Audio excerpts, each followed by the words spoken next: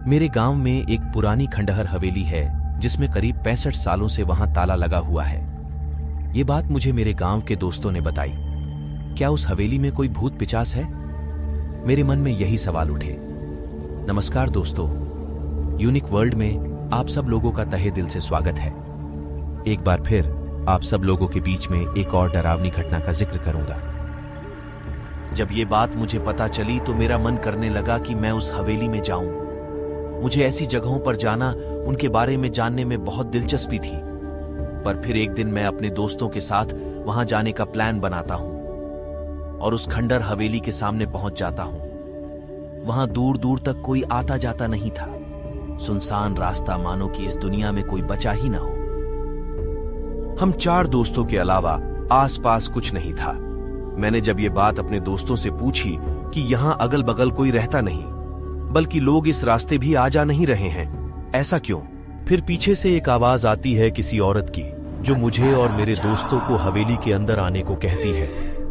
जैसी हम अंदर गए तो वहां एक औरत के रोने की आवाज आती है। कभी वो रोती तो कभी वो चिल्लाती, जिसे हम सब दोस्त डर गए और हमने घर जाने का सोचा। पर मेरे कान में एक और आवाज आई, शेखर। पर वो आवाज केवल मुझे ही सुनाई दी। मेरे दोस्तों ने मुझे बोला कि हमें यहां से जाना चाहिए।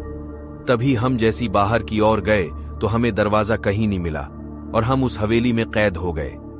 जिस दरवाजे से हम अंदर आए थे वहां एक दीवार बन गई थी। हम सब बहुत घबरा गए। उस हवेली से अजीब अजीब सी आवाजें आने लगी, कभी बिल्ली की रोने की तो कभी औरत की। फिर हम सब दोस्तों एक जगह पर बैठ गए और सोचने लगे कि यहां से कैसे बाहर निकले। पर डर के कारण हमारी समझ में कुछ भी नहीं आ रहा था कि हम क्या करें। तभी वहां एक औरत आती है जो कि बहुत सुंदर, मानो कि एक स्वर्ग की अप्सरा हो। मेरे दोस्त और मैं कुछ पल के लिए उसे ही देखते रहे। ऐसा लग रहा था कि उसकी खूबसूरती हमें अपनी तरफ आकर्षित कर रही हो और वो हमें अपने वश में कर रही हो।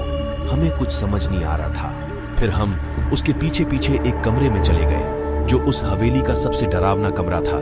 दीवारों पे खून के दाग, मरी हुई बिल्ली, हड्डियों के ढांचे उस कमरे पड़े थे। तभी मैंने और मेरे दोस्तों ने एक बड़े शीशे में एक खतरनाक डरावना चेहरा देखा, जो कि उस औरत का असली रूप था। हम सब लोग और भी ज्यादा डर गए। ऐसा लग रहा था कि अब हमारा बचना मुश्किल है।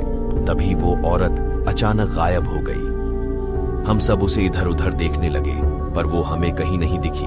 फिर हम दूसरे कमरे में जैसी गए तो उसमें काफी किताबें रखी थी।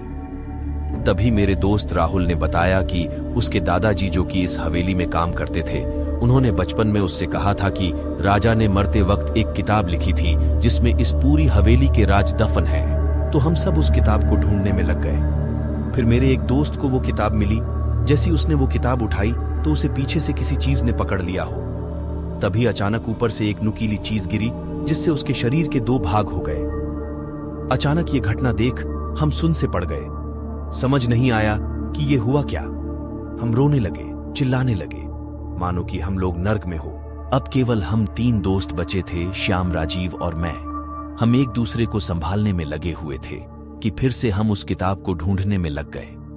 अभी हम आशीष की मौत से उभरे थे कि जैसी वो किताब मेरे दोस्त श्याम को मिली तो उसकी भी भयानक तरीके से मौत हो गई। अचानक उसकी गर्दन शरीर से अलग हो गई। ये देख राजीव और मैं मौत को अपने सामने देख पसीना पसीना हो गए। हमारे दोनों दोस्त हमारे बीच नहीं बचे थे। तभी मेरा दोस्त राजीव मुझसे कहने लगा कि अगर हम उस किताब को छूते हैं तो वो किताब हमें मार देती है, क्योंकि वो किताब श्रापित है। वो कुछ ज्यादा ही डर गया था और अजीब हरकतें करने लगा, क्योंकि हमारे सामने हमारे बचपन के दोस्तों की बुरी तरीके से मौत हुई थी। फिर मैंने राजीव को संभाला और हमने हार नहीं मानी। फिर एक बार हम किताब ढूंढने में लग गए। तभी किताब मुझे मिली और मैंने किताब जैसे ही पकड़ी तो मुझे कुछ नहीं हुआ। ये देख राजीव और मैं दंग रह गए, क्योंकि अभी तक मेरे दोस्तों ने इस किताब को छूते ही उन्हें इस किताब ने मार दिया था। ऐसा क्या हुआ कि वो किताब मुझे नहीं मार पाई?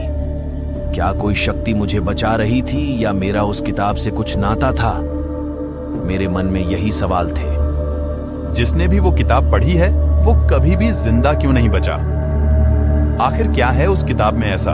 शिवम, जिसने किताब पढ़ी, उसे कुछ क्यों नहीं हुआ? और राजीव का क्या हुआ? क्या वो दोनों हवेली से बाहर निकले या उनकी भी मौत हो गई?